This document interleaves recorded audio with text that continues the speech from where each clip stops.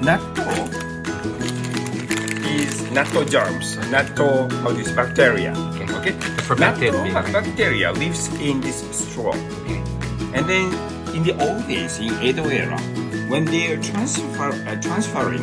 carrying the beans by using this wara straw, and then transfer to A place to B place, and then after arriving B place, they open it, and then they found it's rotten, and then wow, the beans was rotten down. We cannot eat, but they tried to eat, and then it was so good, so it became natto.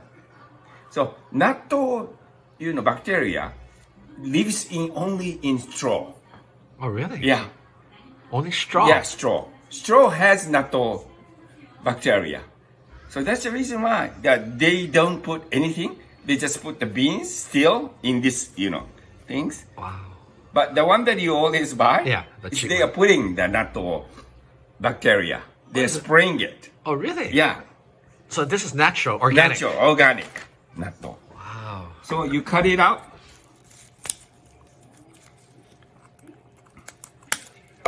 And you open it and you see the natto is coming. Right? Oh, wow. Ne? Wow. And then take this out.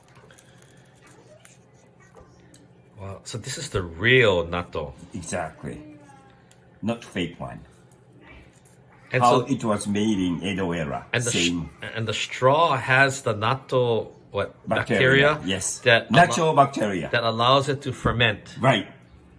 And the one we buy at the store is kind of artificial. It's sprayed onto it. Yeah, exactly. Oh my goodness. Okay, Yoshi just took out the natto, and so now I'm gonna mix it. This is the real natto, as Yoshi said. Organic natto. So first, with chopsticks. And maybe chopsticks is the only way to mix it well. You can't use a fork or a spoon. So maybe natto was made for Japanese because you have to use a chopstick, That's right. So making it, like for a lot of foreigners, they consider it kind of gooey or slimy. Sometimes the smell is quite strong for foreigners. Even when I was young, when I first started, I didn't like natto at all. I hated the smell. I hated the sticky, and it was almost like slimy, But now I love natto. You can actually come to like natto. I believe that you can acquire a taste for everything in life, and natto was one of the things that I practiced. One bean at a time, and finally I came to really, really, really like natto. I love natto actually now. So after mixing it like this, you can see it's kind of gooey, and next I will put in tare and mustard, karashi. So this is a little bit of spicy mustard, and this is kind of like a little bit of a shoyu-like taste. There, we put this in like that, and then the karashi or the yellow mustard. So there you have it. Now again, I would guess 90 to 95% of foreigners do not like natto because of the smell, because of the gooiness, because some people call it slimy. But again, I believe that you can learn to like anything, and I love natto now. Even the smell at the beginning was so repugnant, but now it's fine. So there you see it, okay? The other thing you want to put in is katsuo. Katsuo are flakes of bonito flakes, they call it. This is the base of most Japanese dashi and other kinds of base and sauces or inishi. So this is really, really important to the Japanese katsuo.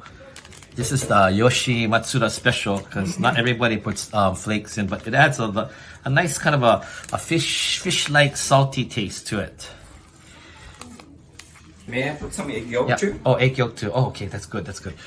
Another Matsuda Yoshi specialty is he puts just the egg yolk, not the egg white, just the egg yolk. And that also will give it more of a creamy feel, Now I'm sure a lot of people who are not Japanese and who have never eaten natto or, are looking at this and going, ooh, how can I eat that? But actually, believe me, once you acquire a taste, you become like a natto addict. that you want to eat it like every day, you know, every time. I think for me, the hardest part is that it's kind of sticky and gooey. And then as you eat it, you see these like threads, they kind of get, you know, launched outside of the bowl here and there. And then, and it's hard to keep, you know, to sometimes to keep everything clean, not clean, but keep everything within the bowl. And then after you finish eating natto, it's kind of a slippery kind of a film that's still left in the bowl. And so, you know, when you wash it, it's sometimes hard to clean it really quickly. But that's probably the main problem. It's just the cleanup after. But again, here it is. And after this, so there you have it.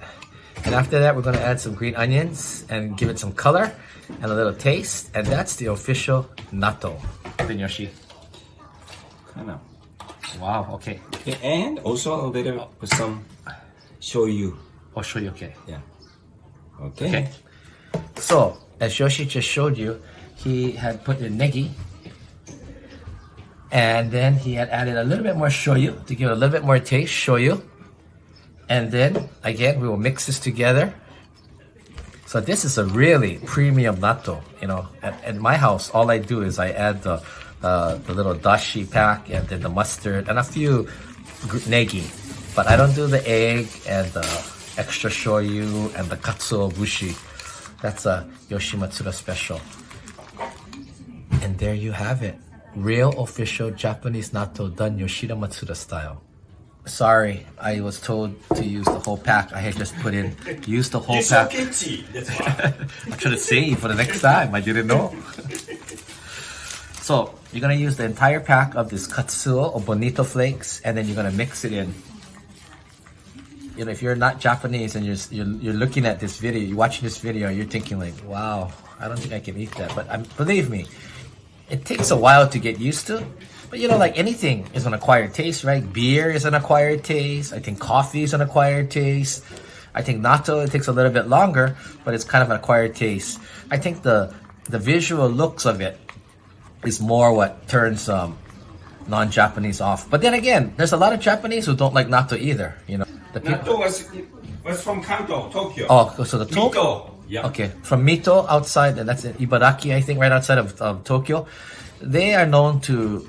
That's where natto comes from, and they all like natto in Kanto. And in the Kansai, people like natto, but not everybody, not as much as in the Kanto. Because that's where it originally came from. So there are Japanese who don't like natto, you know. So it's not like everybody loves natto. But on the foreigner side, the non-Japanese side, I would guess it's probably closer to 95% of people who do not like natto. So there we have the final product. What do you think? Oishii desu yo. And eat this. Okay, Yoshi will demonstrate the real way to eat natto.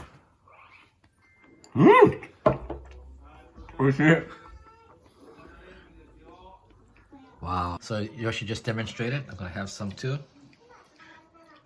Mike Sensei is good enough to listen to discipline. Yeah. Yoshi's my nutrition expert. It's like that. Now, for a lot of people, it's hard to get the rice and the natto in your mouth, and it kind of like sometimes it goes around your lips and it's a little sticky or gooey. But you just have to practice, you know.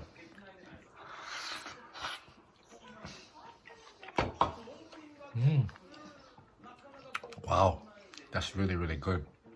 Can you taste the difference? Yeah. Oh. And this is the expensive natto, and you can tell because it doesn't have the threads like the and maybe I'm not mixing it well enough at my apartment or back home when I'm home. It has threads that I keep doing like this. You see people eating natto and then they're doing the thread thing, but this one doesn't have any. Maybe because it has so many different kinds of ingredients also.